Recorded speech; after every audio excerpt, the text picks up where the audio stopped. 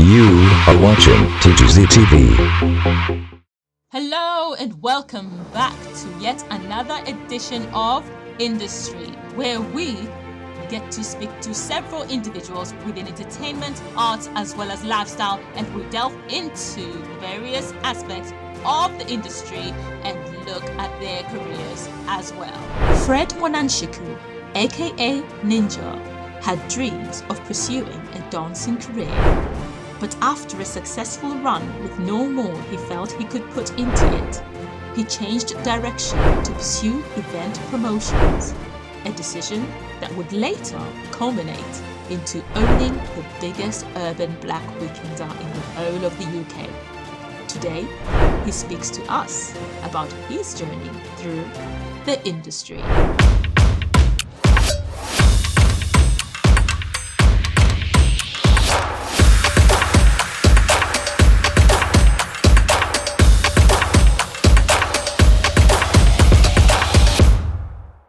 Hello, Fred. Welcome to the show. How are we doing? Good afternoon. Thank you very much for inviting me. You are most welcome. I'm excited to have you here because it's not often that people have discussions with promoters and how they run their events and, you know, what actually goes on behind the scenes in putting on something like that. Because a lot of people think a promoter is just someone that puts a bunch of flyers together, with a bunch of models and then post them up, say we're having a party. But obviously, it's not that simple, right? You know, it's not at all. A whole business in itself. Full business. Exactly. So what I want to look into before we kind of touch base on your current business, which is Dancehall episodes, right?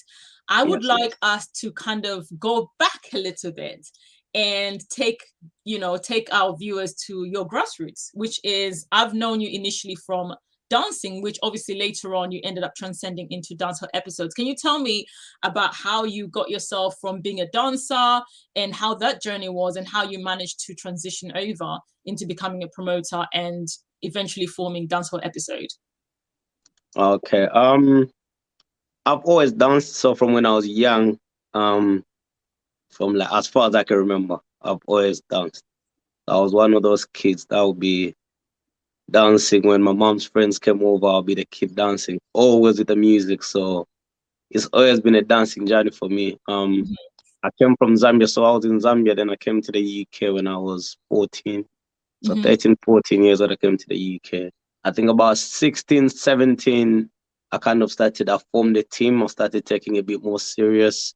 So I formed a team called Money Rule Dancers. Yes. And we basically just started dancing. So at that time, there were a lot of dance groups in the UK. So like in the dancehall scene, the Afrobeat scene hadn't really kicked off, but in the dancehall scene itself, there was a lot of dancers, different groups from all over the country, to be fair. So it used to be a lot of competitions. It used to be a lot of just fun dancing, but like we were dancing literally every day. So for us, it was just like fun, go out, dance. 18, 19, things starts getting a bit more serious. So I start kind of putting together like a whole team. So I had models, I had dancers, and I had artists. And I was trying to manage kind of everybody at the same time. Oh, wow. Yeah, so I was trying to manage models, dancers, and artists at the same time. I had a good group of friends and business partners that was helping me. So I had a lot of like females that came through and just were dealing with contracts and all of that kind of stuff. And yeah, it was pretty serious. So we started off like from young, we started off serious, and I was kind of on point with doing everything. So I think when I was about 20, 21, Two-Face came to the UK. So Two-Face Idibia from Nigeria. He came to the UK. A promoter called me. I remember a promoter calling me saying they are doing dance auditions for Two-Face, but for my group, he knew us already. He didn't want us to do auditions. He wanted us to come and kind of teach the routine and all of that kind of stuff. Yeah. So we ended up teaching the routine for a few, I think it was like 2 weeks or so. Like it was kind of like everyday practicing. So we ended up kind of choreographing that whole routine for the Two-Face concert. and we opened like the two first concerts at the O2. So that was like our first big break. When we opened up at the O2, yeah, it was kind of gone from there. So it was like a lot of bookings, a lot of exchanging numbers. So that's when we started like doing different weddings, different independence, like Sierra Leone, this. So it kind of, that's where it kind of went out there as dancers. So we started getting a lot of bookings from there. Then I got involved with my other friend, my business partner as well, Lindani from South Africa. We started doing a lot of South African events. So at that time, we created a group called I'm a Dragon Entertainment. Oh, yes. Yeah, so we started promoting a lot of South African events and different events and dancehall events, all different type of events. So, and that was kind of all over from south, east, west. We were kind of all over with it. So, yeah, so from then I started promoting. So I was promoting and dancing at the same time. It all just kind of, the whole industry went hand in hand. So moving forward, after like a few years from there, I met my other business partner, Master Jeff from Mix Master. So Mix Master is a sound, one of the biggest sounds in the UK. So I told him I needed to do an event. I wanted to start an event that we do like every Friday type of thing. Right. So I think it was my birthday, 2016, if I remember correctly. Yes. When we started an event called Dancehall Episode. So we called my birthday Dancehall Episode.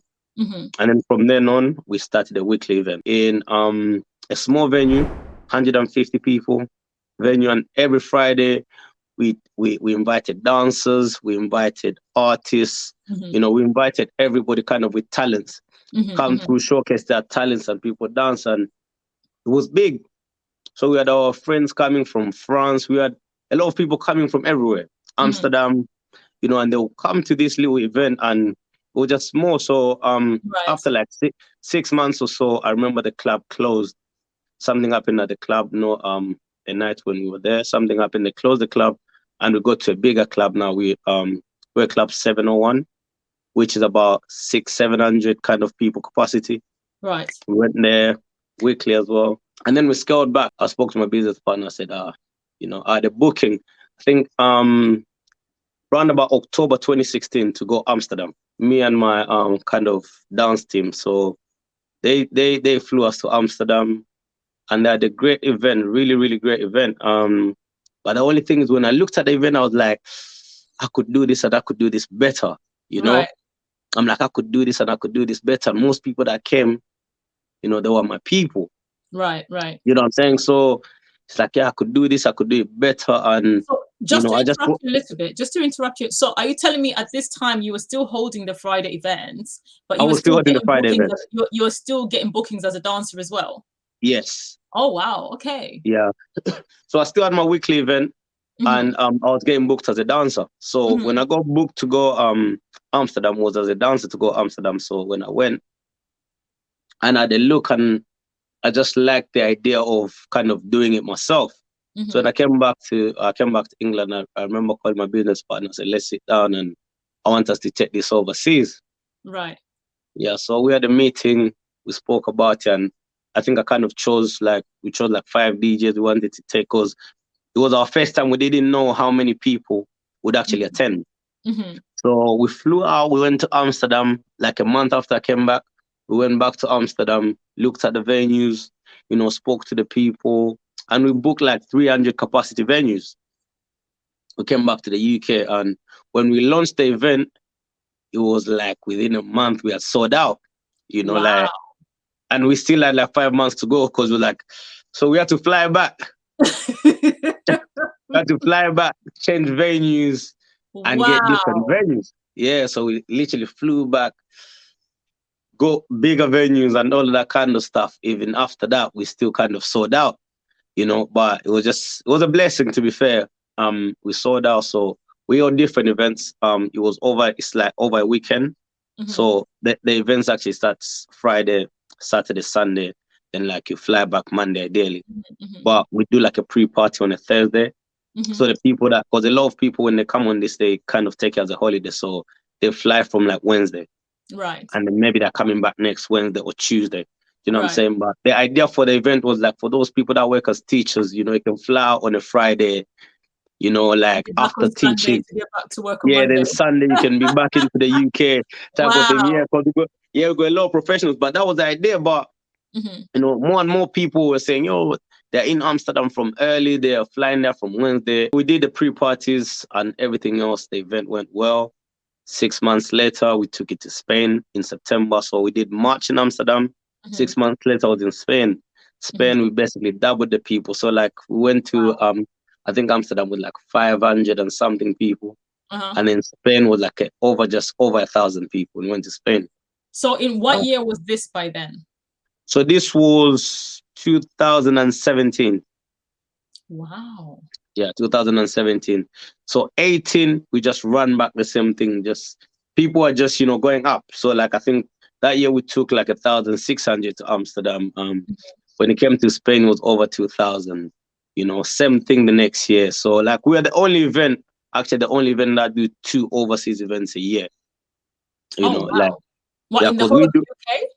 Yeah, our turnover is like every 6 months. So I don't know, maybe I stand corrected, but I don't know any event that do, because they do yearly events. We actually do ours every 6 months. You know what I'm saying? So we do Amsterdam, we do Spain, Amsterdam, Spain, Amsterdam, Spain. Yeah, so from there, to be fair, it's just been going up. So we started, when we started the event, I said to my business partner, I didn't want no artists because I didn't want the event to be about the artists. I wanted it to be about the brand. So once the brand was recognized enough, then we can bring in the artists. Right. You know what I'm saying? Right. So I wanted people to be coming to the event because of the brand and the DJ and the vibes that they get, rather than we go in there because we got this artist, we got that artist. Do you understand what I'm saying? So like once we started doing that and it went well, we said, we're gonna give them some surprise. So we gave them like Governor, it's an artist from Jamaica. Right. We gave them as a surprise. First time we went crazy. We brought him for a board party. Everybody loved it. The year after, like, so last year we brought Elephant Man from Jamaica. Oh, wow. Yeah, we brought Elephant Man. We brought Ragging King from Jamaica as well. And then we had a lot of UK artists as well. Okay. So we had about Big Zix, we've had Stylo G. So we've had loads of big UK artists and the up and coming UK artists too. Right. You know, Right. the young artists. So we've had loads of different artists. So yeah, it's been amazing from there. So we've kind of just gone up, obviously, until COVID COVID said stop. And literally, you started it off as just a Friday event for a birthday party in 2016. Because I'm just trying to calculate the years. I'm thinking, hang on, 2016, we're just gone into 2022. So in a space of about 6 years, you pulled off something that would take people over 10 years to pull off. Crazy, man. It's been a blessing, man. We've literally just gone kind of up and up and up. So wow, yeah, it's been amazing. Obviously, it's definitely an inspiring and amazing journey. So now I would like to kind of like dig a little deeper, go a little bit deeper into your journey in itself, because I know and I'm certain it hasn't been smooth sailing. One of your obstacles, especially being an events company and you're holding these events every 6 months, that might have impacted you, that's obvious, is obviously COVID over 2020 when it happened. But aside from that, in the beginning of your journey, obviously you mentioned, you know, you were just dancing with your friends all the time, you know. Obviously it wasn't just about, oh yeah, you were just dancing right there. You, as far as I know, obviously from the information that I know about you, you used to go into shopping centers to practice with your friends. I would like you to kind of like delve into that side of it, where how much time and effort it took for you guys to actually even perfect your skills, you know what I mean, as dancers, which is what ended up inspiring you to kind of go forward and obviously end up starting the Dancehall episode, Money Wheel Entertainment, you know, that sort of thing. Can you just tell us a little bit more about the process, the practicing, the rehearsals, and bringing everybody together so that you're on point? How was it was a lot, you know. They say like you need 10,000 hours of practice, something for you to become great at it, you know what I'm saying, or to perfect it. You know, or to get to as much perfection as it is. So like it's literally been, it's your whole life. Like when you do this type of things, it's your whole life. You practice and you do things, and do you understand what I'm saying? It's literally your whole life. So I started doing, like, I think in 2008, 2009, I started doing classes but just for my dance group. Right. Just for my dance group, we were doing classes in Husky Studios. So we were there about 3-4 days a week. Oh, we wow. were in the park. So like everything I did was about dancing. You know what I'm saying? Like everything I invested in was about dancing. Like invested in a big speaker, you know, outside speaker where we used to go to just the park and practice. And practice was every day. I invested in a generator. So to go outside and the speaker dies, you put a generator on. A Crazy. whole generator, someone's A big one as well, you know the one you have to carry too. So invested in a generator, like everything I did was dancing. I mean, my house, when I had my house, I just put mirrors in there, all for dancing. So everything like I kind of did was surrounding dancing, and I never even thought about it like that while I was doing it. I was just investing, I was just doing it. Do you know what I'm saying? But everything I did was kind of surrounding dancing, like every single thing. Remember, when I get a house, it's cool. Mirrors, put mirrors all over the way in the living room, practice, speakers. I remember we would practice in the rain, we'll practice everywhere. We'll go Stratford Center in the center and practice. Like we literally practiced everywhere. Wow. So we put in a lot of work into the dancing, a lot of practice. And, you know, I realized it was like, I think my thinking was like, I've put in so much work. And don't get me wrong, I made good money. I went into amazing videos. You know, I done videos with a lot of big artists and performances with a lot of big artists, but the money just wasn't making sense for me. Right. You know, for something I felt like, for something that put so much into, the money itself wasn't making sense. You were not getting the rewards for the time and the effort. I was getting the money, but that's as an hobby, like it's cool. You know, when you have something like as an hobby, like, okay, dancing is my hobby, but if that's what you do you understand what I'm saying? You expect to be paid a certain amount. And I just thought to myself, I'm like, I've put in so much and I've got to the highest I can get with it. Like I've done concerts, I've done videos, like we've been on MTV, we've been at the O2, we've been everywhere. So we've done big weddings, we've done Rick Ross, we've done this. So it's just a matter of like, let me go into something, you know, that makes sense. And I was always into promotion as well, but it just made sense paying wise. Right. You know what I'm saying? So it just... And so I want to ask, obviously, in terms of you saying the money wasn't making sense, do you think it was more an isolated situation where it was just tough for you guys as a group? Or do you think widespread around the world, dancers, it's really hard to find a good paying gig? Very. I think it wasn't up to us, because I would go on record and say we probably made more money than most dance groups. Do you know what I'm saying? Like we made a lot. Not making sense for you, and yet you were still for me personally, it wasn't making sense. So we were making good money, but it wasn't making sense because the dance industry is a bit crazy. So it's like they pay you for your value, but also a lot of people don't want to pay when there's so many people they can get for free. Right. You understand what I'm saying? So it's an industry whereby people want to showcase their talent. They want to be in a video with a big artist. They don't care whether they get paid or not. For them, they are showcasing their talent. So therefore, they're undercutting the real people the people that's been dancing.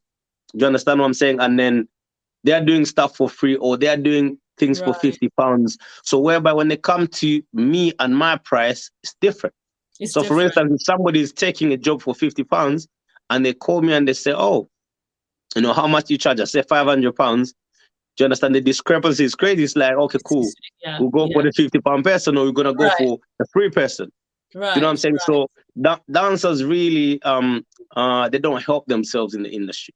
You understand what I'm saying? Like, so like I went to the point where I had meetings with a lot of dancers and they said, yo, we need to come up with a price, you know, for the whole industry whereby we charge this much. So if we say for a video shoot, it doesn't matter how long it's going to be. If we charge £200, that's what we hold. All of us charge the same thing. You know what I'm saying? All of us charge the same thing. And luckily for me, like I'm very connected in the industry. So I know big people in the industry, and most people that's going to do videos, I'll get phone calls, and you know what I'm saying, I know the big DJs, I know the big promoters, so I'll get all of that type of stuff, and I'll get the jobs. My team was getting a lot of jobs, but yeah, it still wasn't making sense to me. It wasn't still making sense. And so I just want to go into obviously you had a bunch of people that you were working with, your team, who were part of the Money Wheel dancers. What was it like having to navigate managing everybody? Because obviously you might be committed, right? Because you were very passionate about it. You knew what you were putting into it. But when it comes to trying to put a collective together, it's not always easy because people's priorities vary. How was 100%. that part of that journey for you? It was tough. It was very, very tough. I think at the time I was lucky because we started when we were young. So, you know, when you're young, you don't really have too much stuff to do. Right. Your responsibilities are less. Yeah, you have less responsibility. Like now will be different, but when you're young, you don't really have that much responsibility. So we were partying, we were out. So like parties were kind of our practice as well. We were out like 4 days a week. Wow. You know what I'm saying? 4 days a week. Those times you could go to work, come back, go party, back to work, and you understand? So it was easier that way to organize. And I was at that time I was making decent money as well from doing other things. So it was kind of easier. It was like, okay, I'll pay for the studio, I'll pay for this. Do you understand what I'm saying? I'll pay for that, and we'll do certain type of things. So yeah, I would say it was easier to navigate, but it's like some people came in dancing not for the reasons that all of us did. Right. Some of us loved it from birth, from young. Some people came in to get girls because you're a dancer, you get known. You understand what I'm saying? You get girls, and that's cool. But it's like when you're with people that's trying to take it serious, and they say we've got a performance at this time, guys need to be here at this time. You know, guys come late. Do you understand what I'm saying? Yeah. They do this, they haven't practiced enough, so on the stage they freeze, and all of that kind of stuff. So it was a lot. It was a lot to juggle, but you know, we kind of made it work. You made it work. You made it work. Yeah, well done for at least, you know, making the most of the dance, you know, side of your career. And so now navigating over onto, you know, creating Dancehall episode, which has now grown to be one of the biggest, I suppose, you know, I would say in terms of Black events, you know, or weekenders as they call them, you know, it's the only one that I know of. I'll be honest, I don't know of any others that are Black owned. The rest are white owned, you know, the ones with Ibiza and things like that. The weekenders, I think they even call them weekenders, just their actual name, weekender, you know. So it's literally the only Black owned that I know of. And now one thing I just want to ask about is obviously something that's a little bit sensitive. When it comes to things like weekenders, right? People are drinking a lot, you know, there's a lot going on. Women, for the most part, are in bathing suits because, you know, they've gone to sunny weather, they're outside by the beach, by the pool and things like that, right? 100%. And when there's the club side of it, there's a lot of booze that's involved. And so obviously, especially for the last few years, the Me Too movement has really helped people have a voice, women have a voice, even men, as a matter of fact, you know, who've been 100% assaulted, etc. And in industries, in entertainment in general, okay, as a whole, women are objectified quite a lot. Okay. To the point where when they are assaulted, the women were always blamed. They were always made to look like they were the ones who caused the situation to happen. But with the Me Too movement and more awareness about it, where people are not afraid to speak up, a lot more companies have been taking more precaution, right, to safeguard this situation, to safeguard people from being, you know, from turning into victims, basically, you know, or people who are potential predators, you know, from knowing that, you can't do this, otherwise you will be caught out, you'll be arrested. And so for your company, being one that does weekenders where, you know, you do have women in bathing suits, there's a lot of booze that's involved. What do you do in safeguarding women and other vulnerable individuals within, you know, your business, your staff members, as well as the guests, the people, the ticket holders? What do you do in safeguarding that and ensuring that, you know, you don't get those sort of incidents come out years down the line about any staff member or any attendees that's your regular, you know what I mean? That sort of thing. Basically, so like I think you said, women get abused a lot. Men do too, you know. You get abused a lot too. Can I just say that? Can I jump in on men? We get abused a lot, especially at these pool parties. We get in touch. We get abused too, you know. we just don't say nothing. We just don't complain. But yeah, we get abused too, 100%. 100%. But yeah, on a more serious note, we got 26 staff for Dancehall episode. Right. We got 26 staff. So at any which event, we have 26 staff there, including the management. So even me, when you see me, I'm wearing a Dancehall episode, that's the staff at the back. Yeah. You know, and we are all over the place when it comes to the events. We are all over the place. Like our best party, I think they voted our best party for the last 3-4 years, has been the pool party. But the pool party, as you can imagine, we double up on parties. So we do like, so there'll be, let me give you an example. Let's say on a Friday, there's an event that goes to, let's say, 5 a.m. in the morning. Wow. And then you wake up on a Saturday, you have a pool party that starts at 12 till 7.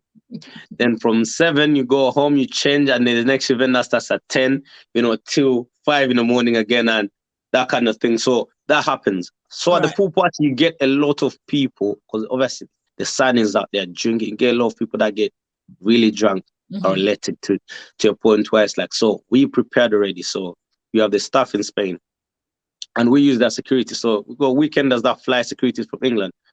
We love to use the security over there because the language barrier helps. It's like, you know, you get people doing less bad stuff when they're not familiar with the people. They're not familiar with the security. Do you know what I'm saying? And our event is like, as it's got bigger, it's got big, but it's still in that family kind of orientated space.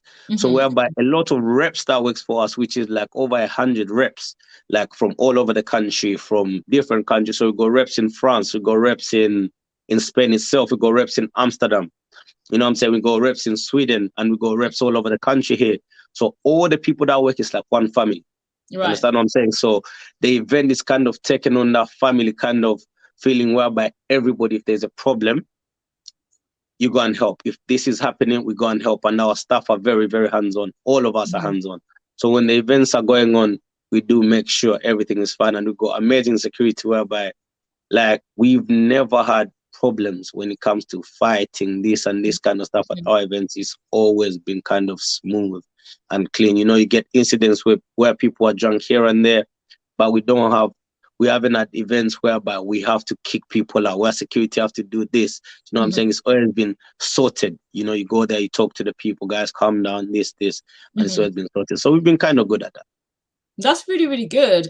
Which means it's kind of built up a culture where people know that when they come to events, you can't come messing around. You can't be showing up with a knife, because, you know, 100%. Obviously some of the stigma that surrounds again a lot of Black events in particular.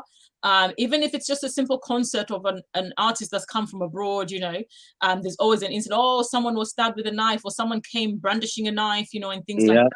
Or someone actually came with a gun and someone got shot, you know. And so far, from what I've seen in my observations, I definitely haven't heard of anything. And I think it's how you start and how you manage things within your team, and how you navigate the customers. They know not to bring that sort of behavior onto the table. And I feel like if promoters promote that sort of thing, where they're very blasé, and even the security are not well vetted and not well trained to manage those situations, you find that people think, I can get away with this and this because I know this one, he'll let me through, this and the other.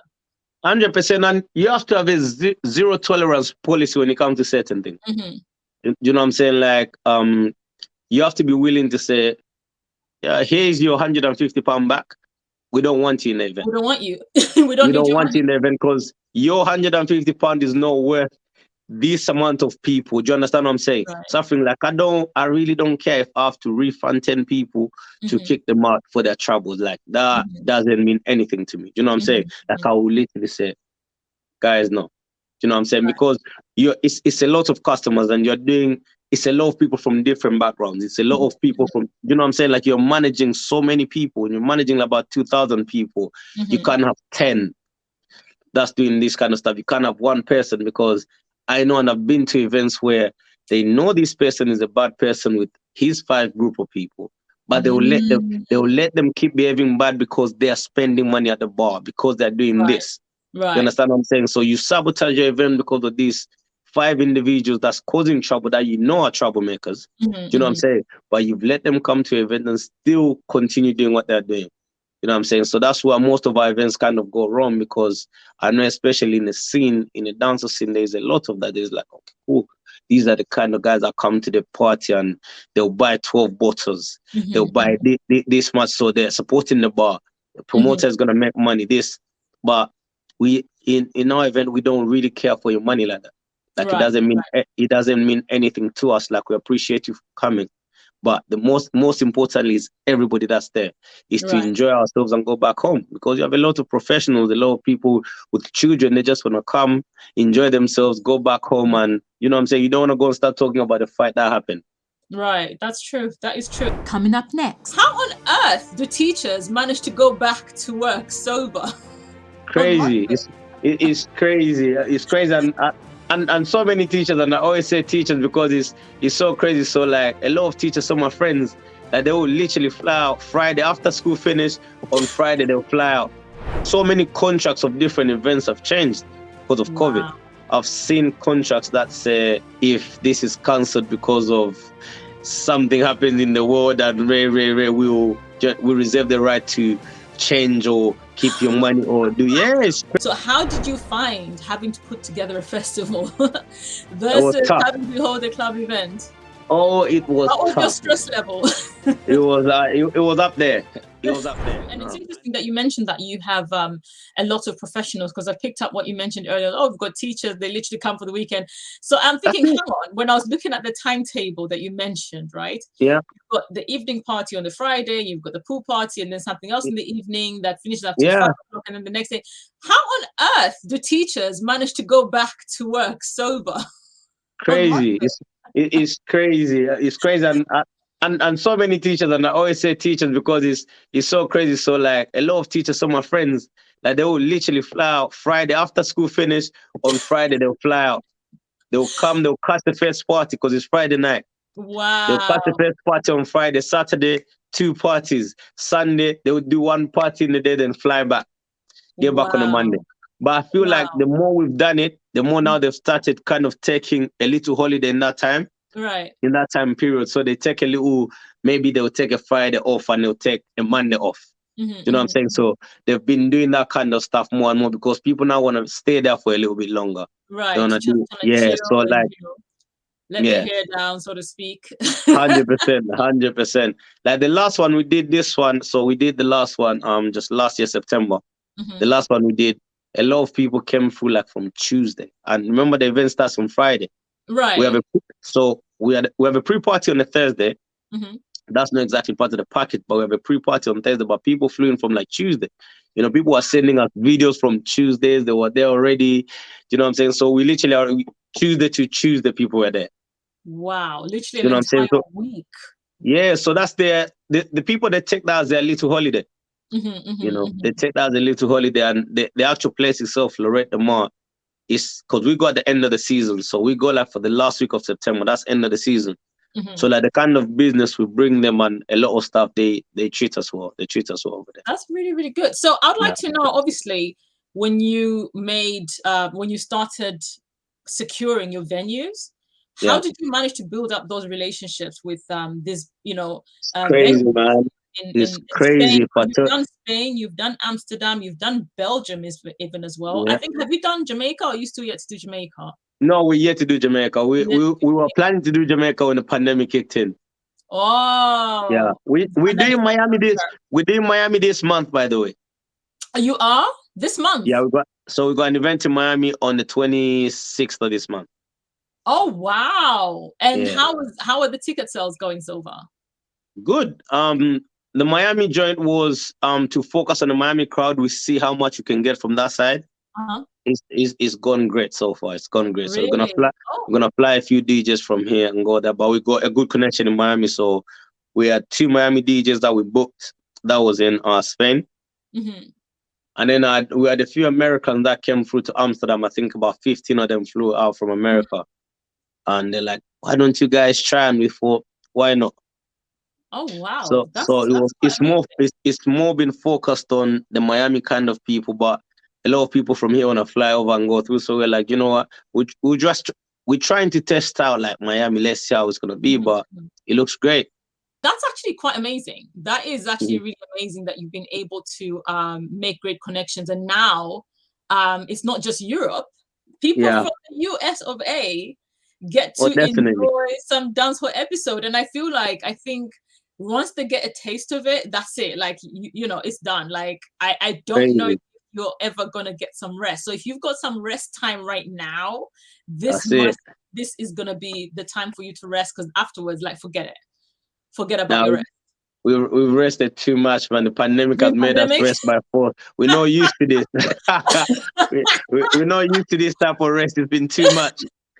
It's been way too much. We're already, you know, like, we live on flights. So this has been like, it's been crazy. Really? It's been crazy. It's been crazy, man. Like this long. To be fair, 2020 was still about, because 2020 I did do a lot of countries, but 21, 22 can't be the same. So thank God and thank Boris for telling us you don't have to test anymore to fly out and spend that silly amount of money just before you fly out. Honestly, because that was a bit ridiculous. That was actually, honestly, a little bit ridiculous. So you mentioned, obviously, you know, COVID, you rested enough, and your business is heavily reliant on people being within each other's vicinity and flying. Exactly. And how did it affect you, or did you find any positives out of COVID happening, or did you feel your company made a huge loss financially? We were hit financially. We were hit a lot because we had everything in plan. So you can imagine we had a festival plan for I'll say it was we came from Amsterdam in March. So that was our last event. 2020 March was our last event in Amsterdam. I think in May we had a festival plan.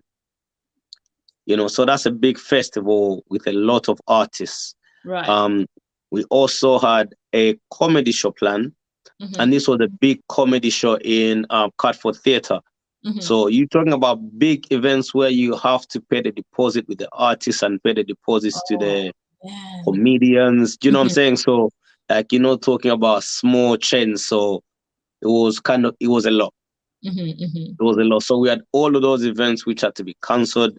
You know what I'm saying? We tried to postpone, and obviously the COVID thing carried on. And it was, we made a lot of losses in terms of that.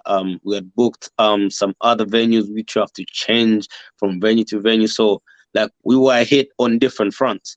So if you can imagine, for the festival, we booked Crystal Palace first. Right. During the pandemic, Crystal Palace got sold to another person.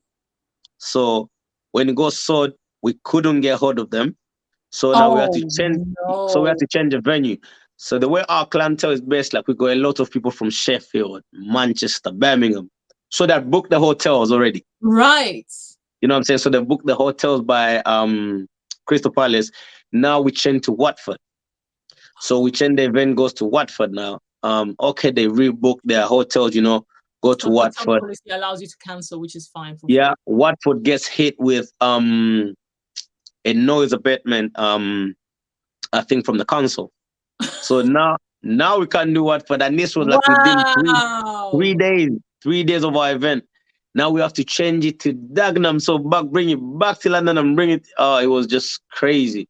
That so is like it was crazy because as much as personally we don't mind, like as a company we don't mind changing venues, but it's the customers moving them from left to right and them having to rebook and doing this for the event. So it's like, and when customers look at these things changing, they don't understand what's going on behind the scenes. You know what I'm saying? They just think this event is here, I've booked here, this is what we're doing. You know what I'm saying? So it was a lot of personal conversation, like, so sorry, here's what happened, this is what happened. And for the most part, they are very understanding because they know we still try to put on the event as much as we had lost money from this venue and that venue. You know what I'm saying? Like we had booked. So if you're going to have it, like it was a festival, so you're going to have it outside, you know, in the field. So we had booked generators, you know what I'm saying? Expensive generators and all of these type of things, gazebos. And so you are losing a lot, but we're still trying to make it happen for you guys. Right. You know what I'm saying? So it's like, it gets to a point where it's like, it's not even about profit. It's actually about us putting it on for you guys because we've missed a lot and you know, so yeah, but eventually it works. Do you know what I'm saying? Like it works, but yeah. you just have to fight through those kind of things. So in terms of you guys losing a lot of money because you had to cancel this and you had obviously had to pay deposits in certain places, Yeah. where does insurance come to play? Like, how do insurance companies deal with events companies like yourselves who go abroad? Are you able to put in insurance policies so that you are safeguarded from these types of losses? You are able to put in insurance policies when it comes to the events and stuff. So you can, there's a lot of different insurances you can look at and you can take. So one of my friends is a lawyer. And I've spoken to him like I kind of spoke to him. I spoke to him before this kind of stuff happened, and I've spoken to him after. And more times it's a lot of money to deal with those insurances because there's so much things that can happen. You know what I'm saying? So it's a lot of money you're paying dealing with those insurances, but that's what we are currently looking into. Like as we speak now, that's something that's being currently looked at, and to find the best insurance we can get for our events, to be fair. Yeah, especially with COVID, I think a lot of insurance companies have probably put some policies in place to help it's crazy to safeguard against, you know. Yeah, I don't know if you know about the Adele situation. Adele? Yeah, like the Adele situation with her insurance, whereby like, cause she cancelled so many shows, it was crazy, and they still had to pay out the crazy amount of money. So we're talking about like the Wembley stadiums and all of that kind of stuff. So the amount of money the insurances that to pay is crazy, and she finally had to be insured again. Like I don't know what kind of insurance. Like it's hard for her to be insured again. Wow. Because you can imagine, we're talking about Wembley Stadium type of money. So the insurance is the amount of money they're paying out is crazy. I can bet you any money they're probably going to use her as an example. They'll put the Adele clause. I wouldn't be surprised, you know. You know, insurance companies will probably create the Adele clause and then say, if you cancel X amount of, times for your event, etc., we won't pay it out. Of course. That's going to be the Adele clause. I literally see that being an Adele clause. It's crazy. Like, you're talking about crazy amount of millions. So multi-millions. Wembley, especially, it's the refurbed version. So that's no joke. Crazy. And this is Adele we're talking. So those shows are sold out. They're sold out. Yeah. So that the insurance says, So you just have to be kind of careful what you find and what you do and what you're going to get back. But we're looking into it. That's good. That's good, because the last thing you want is to have to book more gigs in the future and then find that you're still taking losses because of something that's beyond your control. You see what I mean? Things like lockdowns, they're beyond anybody's control. Nobody can control that if the government has 100%. 100%. You've had to change a lot of contracts as well, because you have different contracts. So before COVID was ever there, you never had contracts that said, obviously, we reserve a right to change the venue. When something is cancelled, it's kind of, you give the people their money back and all of that kind of stuff. And we're that company that whereby is so family oriented, when like something like that happen, we'll give the customers their money back. We'll do this, and luckily for us, we run as a great business. So there's money there for you to be able to do whatever you need to do. You know what I'm saying? But yeah, it's crazy. So many contracts of different events have changed because of COVID. Yeah, because of COVID now, I've seen contracts that say, if this is cancelled because of something happens in the world, and we'll reserve the right to change or keep your money or do. Yeah, it's crazy amount of. Remember, most people don't read the contracts. That's the thing. And then when they try to claim their money back, they go, no, but did you read the fine print? Yeah, they'll go to Twitter and Instagram to complain, but besides that, there's nothing you can do. Your money is gone already. Right. Did you read the fine print? It's crazy. It's crazy what COVID has done. Wow. Crazy. So I want to kind of go a little bit into, obviously, because you've clearly had an amazing journey, 100%. Transitioning, and it hasn't come without blood, sweat, and tears. But also, in addition to COVID being an external factor in kind of throwing a spanner in the works, there's also other elements, outside elements, including people, organizations, 100%. and all the way to prejudice behavior and racism, structural racism. What sort of things have you faced behind the scenes in terms of big and black-owned business, and also trying to do promotion, especially in Europe, where Europe is a bit touch and go when it comes to dealing with people of color? you know? Yeah. How have you found brokering deals, and have you had to face any gatekeepers in terms of other people who might not necessarily be doing the exact same event as you, but because sometimes how it is within the Black community, another Black person will see you doing promotion, even if the promotion is not even in direct conflict with theirs, but they'll still find a way to try and gatekeep so that you don't get those sponsors, or you don't get, you know what I mean? That sort of thing. Have you faced any of that within the industry? And for anyone out there trying to do what you're trying to do, what advice would you give them to avoid this kind of pitfalls, if so? So we were very lucky, I would say. We were very lucky. So when we flew out to Spain to kind of break a deal with clubs, we met one lady, you know, and this lady, she's amazing. So this white lady, she owns a few clubs in Loreto Mall. Okay. So when we met her and at the meeting with her, you know, she liked the vibe. She just liked the aura. So when I spoke to her and I said to her, I said, what's the most money you've ever made in your club?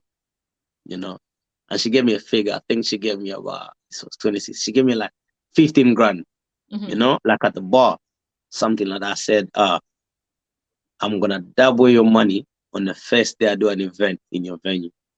And she started laughing. She said, I like the confidence that you have. You know, I said to her, 100%.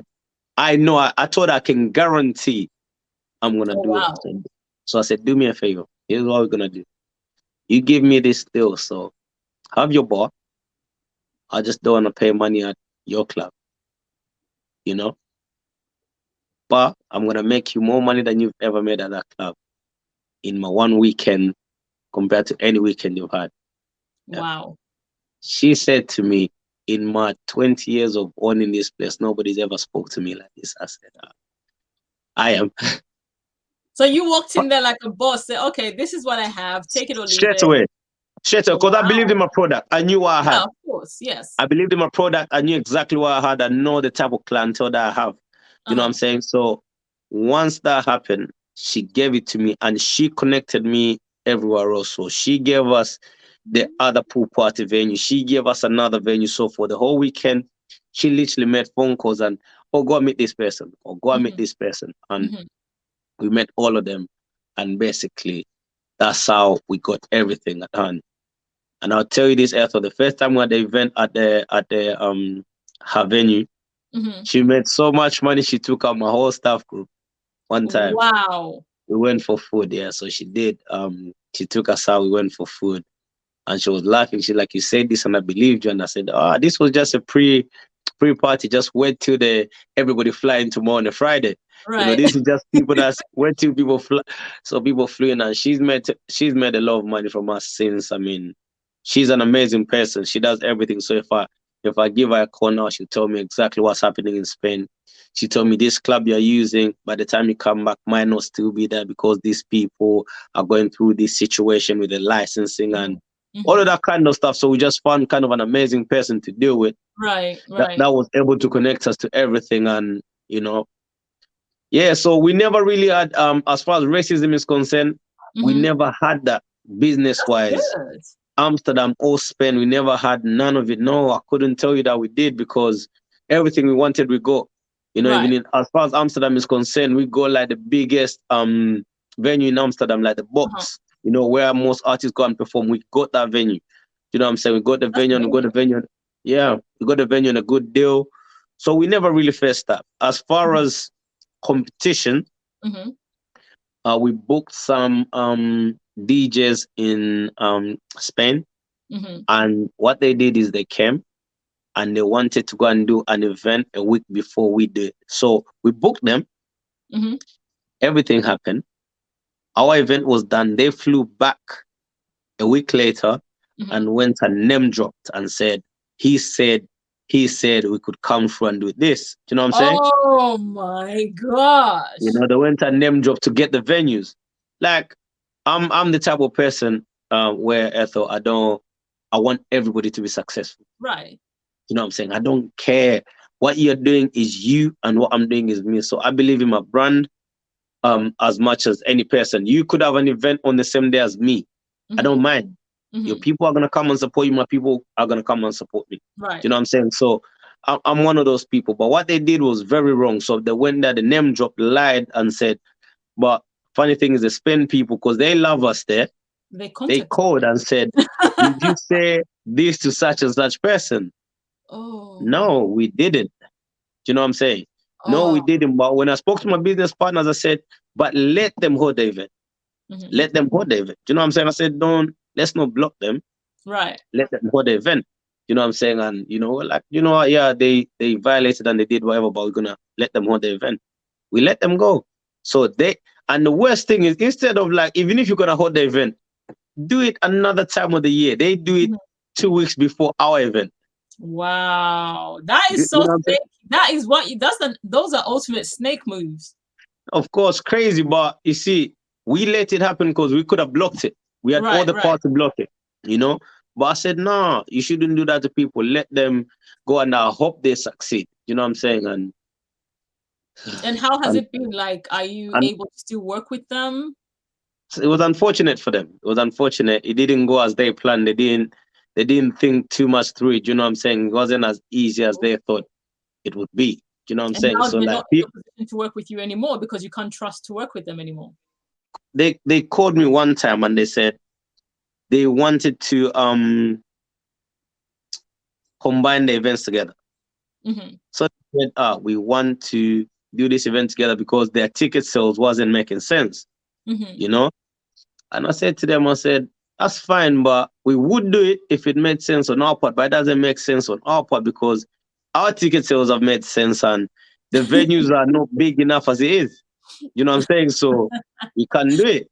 Maybe another time you guys build your brand when it gets to a level where we can combine together and find bigger venues and all of that kind of stuff. But it's just how these things work because people see the success of what you do and this, they think you started yesterday, but the grind, it started a long time. But yeah, those things happen in the industry. It happens to a lot of people. Do you know what I'm saying? It happens to a lot of people. Oh, wow.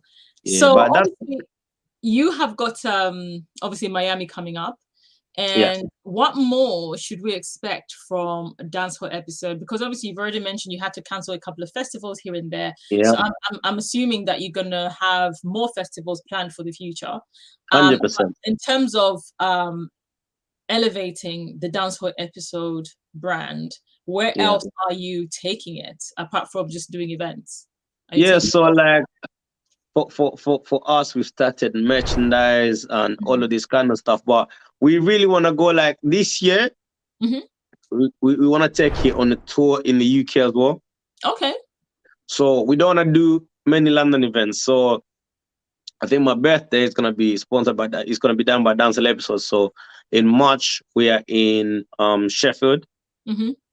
Well, we just had an event in Sheffield, to be fair, last month, December. So Boxing Day, we had an event in Sheffield. So my birthday is going to be in Sheffield. Then we're going Birmingham in April. We're going Manchester in May, before, and then we're flying off to Spain at the end of May. We're flying off to Spain at the end of May. Then obviously when we come back, but we're just trying to be in the country for now. So we're trying to take it over because we got a lot of people that come from those sides and we want to give them the Dancehall episode experience. And they're always asking, guys, when you're going to come up here? So we made an initiative this year to say, okay, let's go here, let's go here, let's go there. So after Miami, we got my birthday coming up after my birthday. We go Birmingham, Manchester, then we're off to Spain. Then we come back from Spain and we're just gonna try because we're really trying to do festivals now. Right. So like we're really trying to get into the festival industry. So we did a festival with so that festival that I told you we cancelled it many times, it still went on, it still happened. Okay. Yeah, so we still did that festival. We just postponed it and did it another time, but we still did the festival. So and I got involved with kind of different bands. So people that do like what is that event they do? Garage Nation. So those people that do the Garage Nation and all of that kind of stuff. So we got involved to put brands together and we put them in the festivals because most people what they don't understand is all of these festivals that you go to like Park Life, Love Box, all these big white festivals, it's a combination of promoters and different people coming together. People don't understand that. The problem we get in our industry is like, I want it to be my glory. Do you know what I'm saying? I want it to be just me. No, I don't want it to just be Dancehall episode. Mm-hmm. Dancehall episode can do an event and let's say we can go and make a 500,000. But if I combine my event with yours and somebody else, 3 of us, we can go and make 5 million. Right. You know what I'm saying? And that's how these brands work and these events work. But obviously in our community, we're still trying to work that out. We're still trying to, you know what I'm saying, how we can work together to do certain things. So there is we're power working on in it.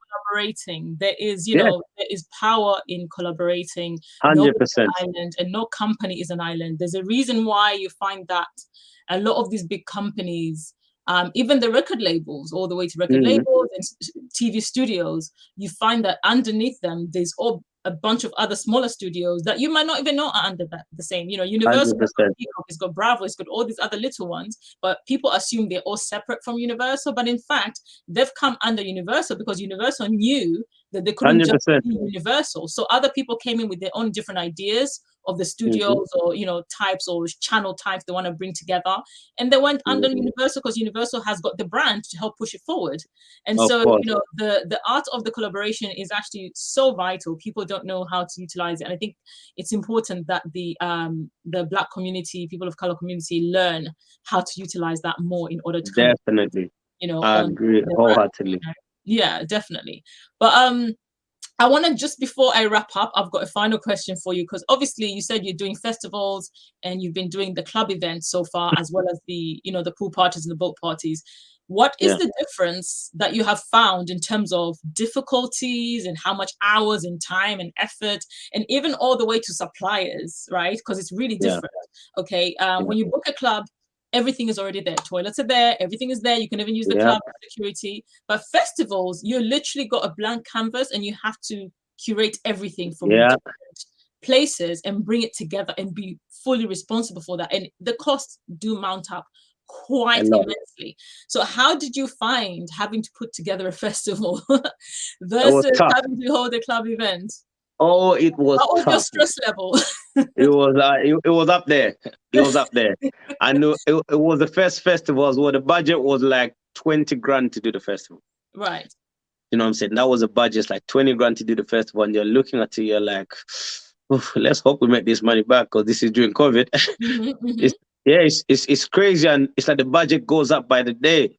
Like, so you start off and you say 20 grand. No, next thing is that 22, 23, 25. Because like you said, it's a blank canvas. So you are dealing with a space. You know what I'm saying? So the amount of stuff you have to put in place, you know, when we're talking about fencing, you have to hire fencing. Let's talk about toilets. You need to get toilets. Let's talk like everything that you get in the club, you're trying to have it in the festival. Plus more. You know what I'm saying? Plus more. So you're talking about the food, the drinks. This, like, a festival is a lot of work.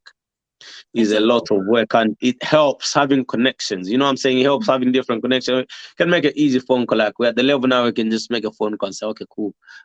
Where can we get this kind of stuff?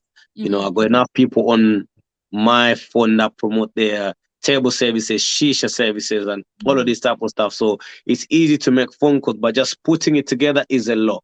It's a lot. You know what I'm saying? You get to sell.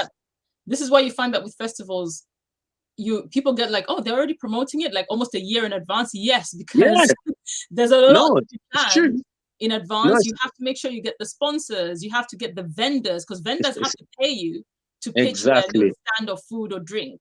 You know, all of that. Festival. Yeah, all of that type of stuff. Like the festival is crazy. And when I've gone to these big festivals and I've gone Park Life and you see the way it's put together, and you know, because they work with really big companies and stuff. And they're like, this is a lot of work. To get to that level, like, it's a lot of work. Just looking at it, even the bars, the way the bars are set up, you know, because when you know you're going to have thousands of people, you need to set up the bars a certain way. You need to have security. It needs to be like, so the amount of security you get at the club, let's say you're doing a club now, you'll be like 5 security is okay. Right. At the festival, you're going into your 40, 50 security. Yeah. You know what I'm saying? Like, depending on the size. Yeah, it's a lot more. Like, depending on how big your festival is, you could have 300 to 500 security. Just depends on how big your festival is. So, like, it's crazy. I'm telling you, it's crazy. You have security by the food vendors, security by the bars. So let's say you have 5 bars, you need security at all those bars. You need security by the stage. You need security. It's like, it's a lot. And that's like, if you've got multiple stages, that's a whole different story. Exactly. So all of that, like, it's crazy. Nice, crazy amount of work. Like, I remember buying buckets for ice. You know, like there are those big bins for ice. Like, we need, how many of these we're gonna need a lot. You need to go and buy those. You need to go and order in ice. You need to do this. Like, it's a lot of work. It's a lot. Like, a festival is not a joke. So for people trying to do festivals, make sure you. Yeah, man, make sure you crawl before you walk. Like, you can't just run into a festival. Yeah, like, I do wish you all the best when it comes to obviously expanding, especially doing more and more festivals, because I feel like festivals are absolutely amazing. It's something really different in terms of being in a whole confined space. And I think even with COVID-19 and everything as well, festivals are the perfect way to hold an event and still manage to get people to social distance 100%. To a degree, I suppose, you know? 100%. Yeah, you know, you've honestly had a very inspiring journey. You know, you've basically kept a very, very focused business mindset on how you handle even any obstacles, and it's kind of worked to your advantage because of the fact that you've had less obstacles than you would have normally had you been 100%. Either a difficult business person or someone who didn't understand, you know, the rules of engagement when it comes to conducting yourself in a business, you know, format. And the reason why I find that very important and inspiring as someone who's a promoter is because, I'm sorry, but like with promoters, for the most part, they don't have the best reputations. Yeah. Okay, they don't have the best reputation. So it's very rare to find promoters who actually maintain the business aspect of it and they put the customer first before the money, you know, and 100%. The fame and the clout. You know what I mean? 100%. The customers. And so your journey kind of, you know, gives us a better insight of why. You know what I mean? And I'm hoping this will inspire any of our viewers and any of the Dancehall episode customers who are watching right now.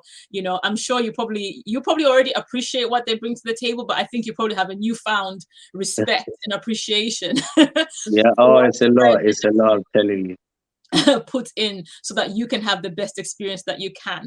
But it's been an absolute pleasure having you with me here today, Fred. It's been an absolute pleasure. It's been very insightful. I've learned a lot of things that I didn't even know about your journey. You know, I thought I knew a lot about you in terms of your business journey, and I feel like I've learned a little bit more.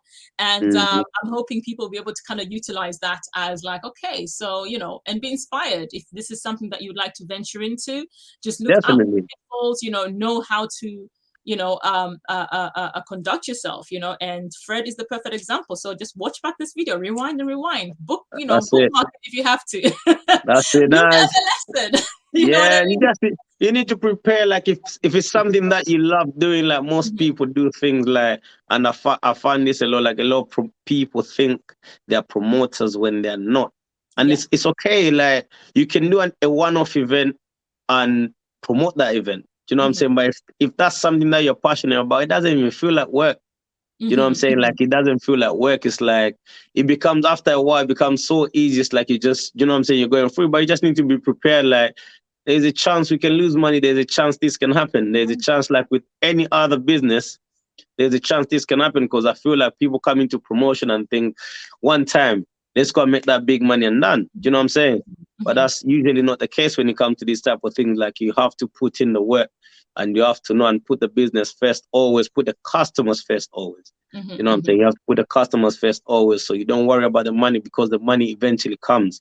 You know what I'm saying? The money will come. Just some businesses are lucky. Like Dancehall episode, we've been lucky to get money from the beginning and just have enough business minds in there to say, okay, let's keep a 20 grand in the account in case of anything, or let's not be greedy and split all the money when, you know what I'm saying, keep this money in the account in case this happens, in case of a rainy day, in case this, and you know what I'm saying? So like, you have to be business minded and you have to think forward, because I've seen promoters do one event and come back from wherever they come back from and buy the brand new Mercedes and everything is done.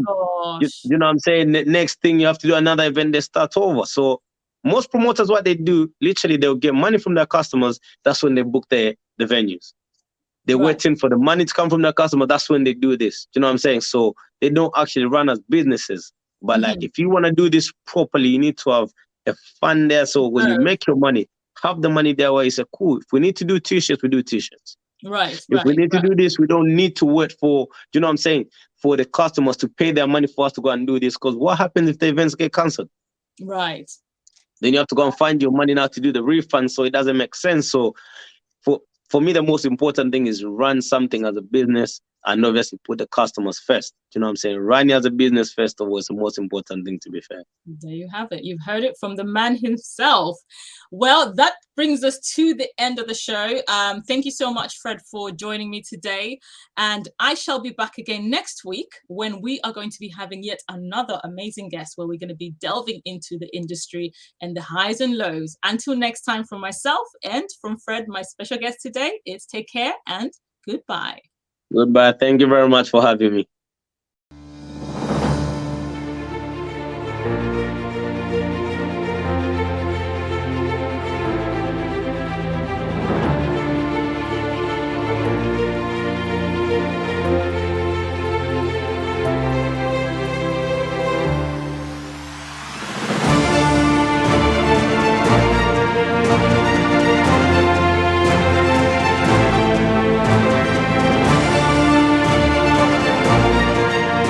You are watching TGZ TV.